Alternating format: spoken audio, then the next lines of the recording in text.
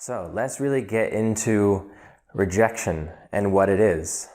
We have this assumption that when we experience rejection that it's somehow outside of us, but that's a reflection. That is secondary. So what is the initial cause of rejection? And what I've discovered, it is rejecting the self. It originates from rejecting yourself first, because your external reality, your external circumstances are just a mirror for how you choose to be. And I guarantee if you look back, you can tie in and you can see how if you experience rejection, that it came from rejecting yourself first in one way or another. And we'll get to those specific ways that we reject ourselves in a moment. But I want you to know that rejection it's not really a thing. It's an illusion. The more we understand and buy into this new idea, the more less scary it is. It's like failure's not a thing. Did you ever hear that failure's not a thing? Because really, if you fail at something, what happens? Nothing. Nothing really happens. You just keep going. The same as if you feel rejected. It's not really a thing. And I'll get into the evidence of that a bit more in detail later. But it's not a thing. It's a trick. It's an illusion. If you start off with that idea in your mind, you'll go, well, I feel that's true. I feel it's a trick. I feel it's an illusion, but why am I buying into it? How is that so? And this is what this course is about, breaking that down.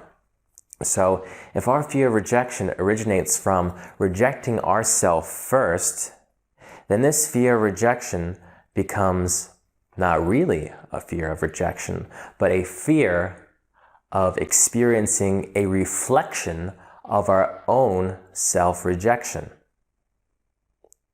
So that's even less scary. We're not even afraid of this rejection. We're afraid of the reflection of it, meaning in our circumstance, maybe someone coming up to us, or maybe just feeling left out, because those are the reflections. And although it may be painful, I want to let you know that it's not the circumstance that is scary or that is painful. It's the belief behind them.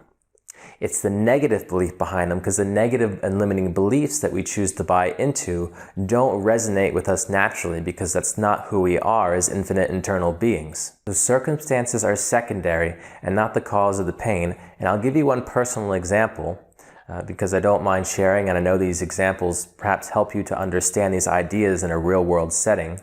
Is some years ago, I had a girlfriend and she was living downstairs from me.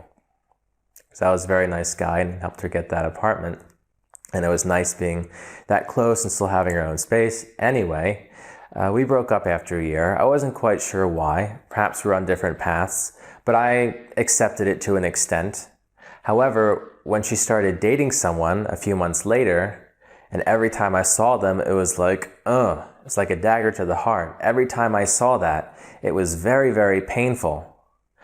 But I thought, what is really painful about this? Because it's possible for me to sit and even see that, even though I felt like it was very unfair, but it was in my reflective mirror of my reality. So I thought, it's possible for me to be totally okay with this, even though it's not really my preference to see it. But why? It wasn't that circumstance of her being with him or me seeing it. It was the idea that it pointed me to a belief about myself that, how could she be with him and not me? What's wrong with me? Am I not good enough? And these beliefs come up that maybe I'm not good enough, maybe I'm not worthy.